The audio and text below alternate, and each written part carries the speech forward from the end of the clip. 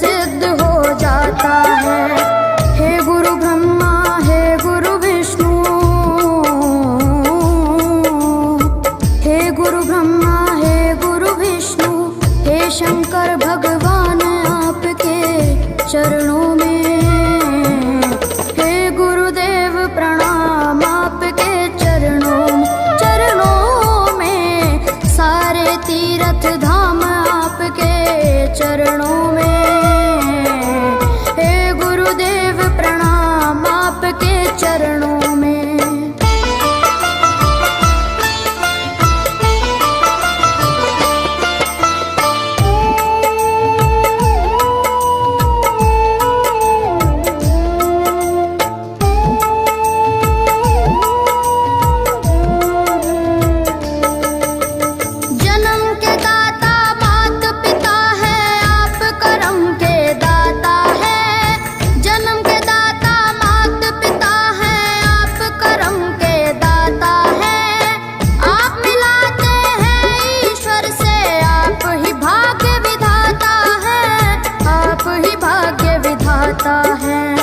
दुखिया मन को, रोगी तन को,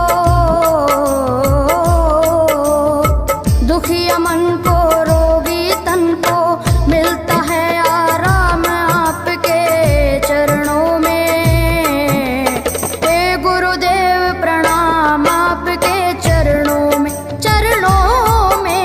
सारे तीर्थ धाम आपके चरणों में।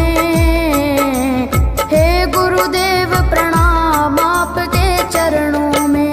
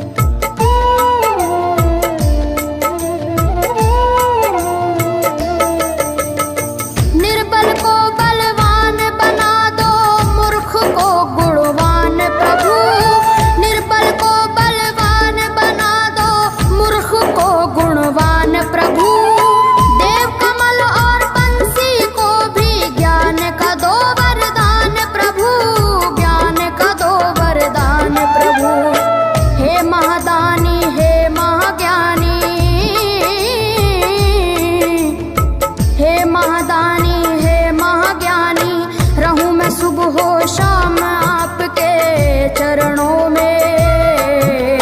हे गुरुदेव प्रणाम आपके चरणों में, सारे तीर्थ धाम आपके चरणों में। हे गुरुदेव प्रणाम आपके चरणों में। करता करे न कर सके, पर गुरु करे सब होए। तो दीपानो खंड में गुरु से बड़ा न कोई, गुरु से बड़ा न कोई, प्यारे गुरु से बड़ा न कोई। मैं तो 7 समुद्र की मसी करूं, लेखन सब बन गए राय। सब धरती कागज करूं, पर गुरु गुण लिखा न जाए। प्यारे गुरु गुण लिखा न जाए। सारे तीर्थ धाम आपके चरणों में। हे गुरुदेव प्रणाम आपके चरणों में, सारे तीर्थ धाम आपके चरणों में। हे गुरुदेव प्रणाम आपके चरणों में।